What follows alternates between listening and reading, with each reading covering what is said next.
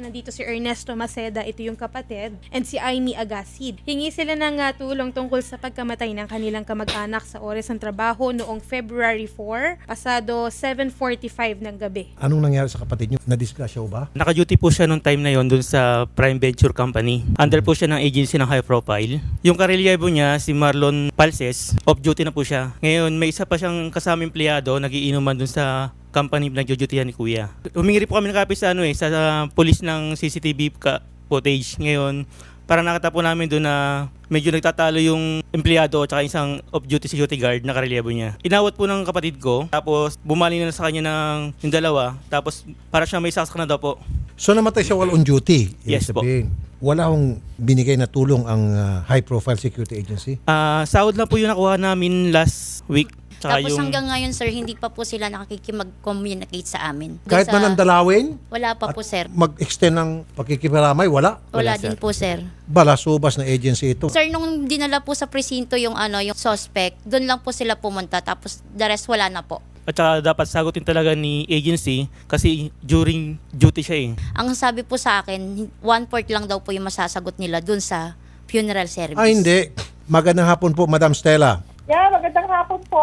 Isang security guard namatay while on duty, ni si Hay ni si Hoy, walang komunikasyon at walang binibigyan na tulong ang agency. Wala ho bang matatanggap na benepisyo mula sa ating gobyerno, ito pong mga naiwan na kamag-anak ng biktima? Opo. Sa ECC po, sa Employees Compensation Commission, meron po siyang matatanggap na work-related contingency benefits. I-apply po niya sa Social Security System or SSS po. Meron siyang burial, funeral benefit, Aha. at saka survivorship pension dun sa kanyang naiwan na spouse. Ito po ay over and above sa makukuha niya sa SSS. So bukod yung sa benepisyo makukuha niya sa SSS, meron pa po siyang makukuha sa ECC. Opo. Ma'am Stella, mabuhay kayong lahat dyan sa ECC, Madam. Opo. Maraming salamat din po, sir. Thank you po. Miss Lucia Villanueva ng High Profile Security Agency. Sir Rafi, good afternoon po. Good afternoon po, Madam.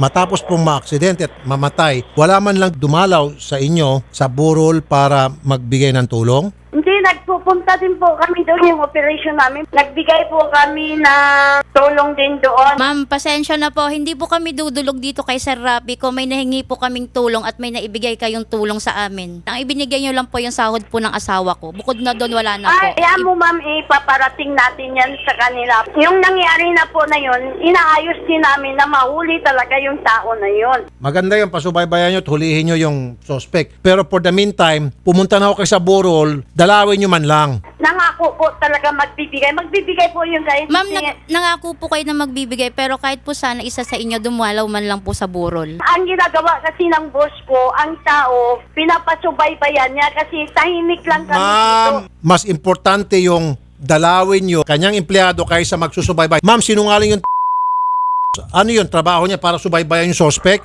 Yung pagsusubaybay, ipaubayan niya sa mga pulis natin. May mga pulis naman tayo para gawin niyang trabahong yan. Now, trabaho din po ng boss para dalawin itong kanyang namatay na security guard. Or else, Sir. Colonel Jaime Santos, Enforcement Management Division ng SOSYA. Magandang hapon po, Colonel Santos. Sir. Magandang hapon, sir. Napakinggan ko po lahat yung usapan at ang masasabi ko po dyan, pagka ho kasi ganyan, lalo na namatay ho in the performance of duty, dapat po yan, ang tulong ay immediate po ang tulong, lalo na ng security agency doon sa family ng security guard. Sir, halos maluha-luha po si Mrs. nung napakinggan po yung pagpapaliwanag ninyo. Colonel Jaime Santos, sobrang thank you. Mabuhay ka talaga, Colonel Jaime Santos, sir. Colonel. Salamat po. Madam Lucia, Hello, sir. magpadala kayong bulaklak tapos pumunta kayo doon. Opo, sir. Opo, sir. Opo. Good. Dahil kung hindi, mapapasara kayo ng di oras. Tutulungan po namin yun. Good. Hindi pa nababayaran pa kasi yung kanyang funeral services. Kaya hindi po namin siya maipalibing po agad. Hinintayin po namin po yung bayad ng agency. Obligahin natin yung agency na pumunta. Pag-usapan na ho yung mga pera na dapat ibigay nila sa burol and all. At dagdag pa dyan, kayo po ay tutulungan namin may connect sa ECC para makatanggap kayo ng benepisyo mula sa ECC. Pati sa SSS. Okay, ma'am? Yes, sir. Thank you po, sir.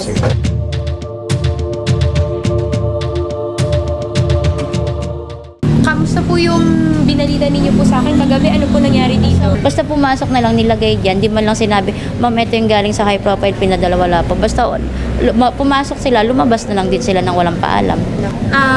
Ni tawag, wala Wala din kayo po, ma'am. natanggap? Wala po. Kahit nung umaga, wala? Wala din po, ma'am. Yung maghapon na yon, wala po. Sige, subukan ho natin ngayon puntahan talaga sila in person dun sa agency, sa office nila. And then tingnan ho natin kung ano mangyayari pong pag-uusap dun. Okay po ba sa inyo? Po, ma'am.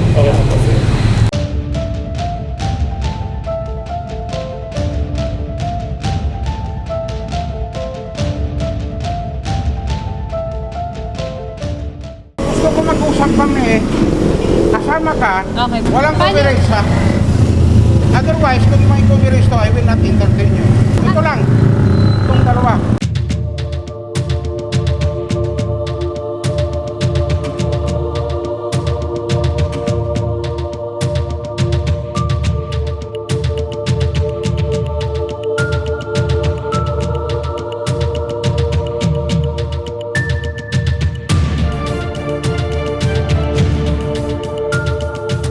Ito pong inabot na pera namin sa kanila as financial assistance para sa kanila yung sa namatay na asawa.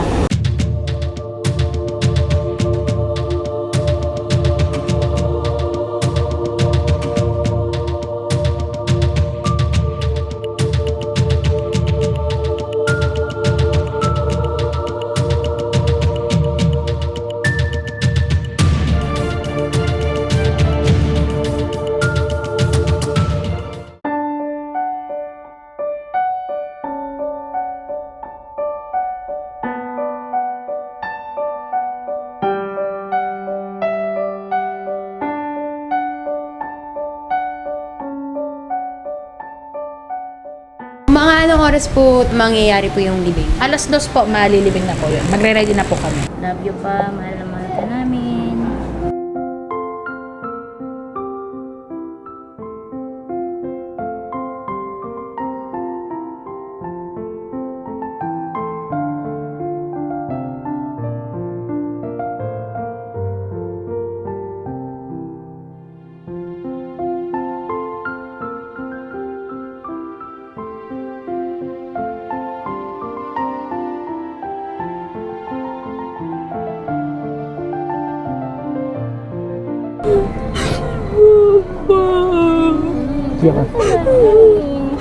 Hindi naman niya nagustuhan niya, diba? Hindi niya gusto yung nangyari sa kanya.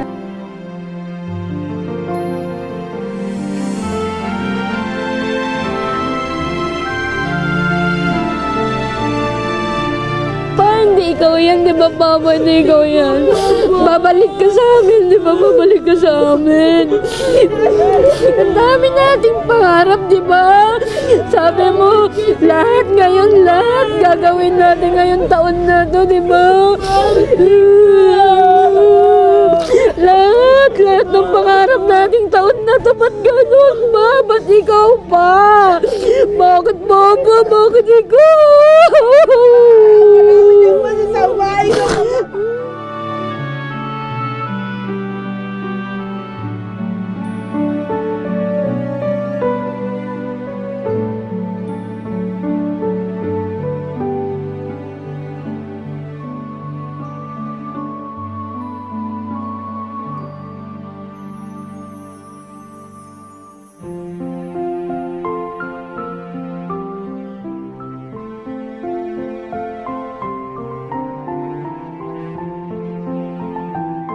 Sir Rafi, maraming po salamat sa pagtulong sa amin. Action po kayo agad. Salamat po. Saludo po kami sa inyo. Thank you po, Idol.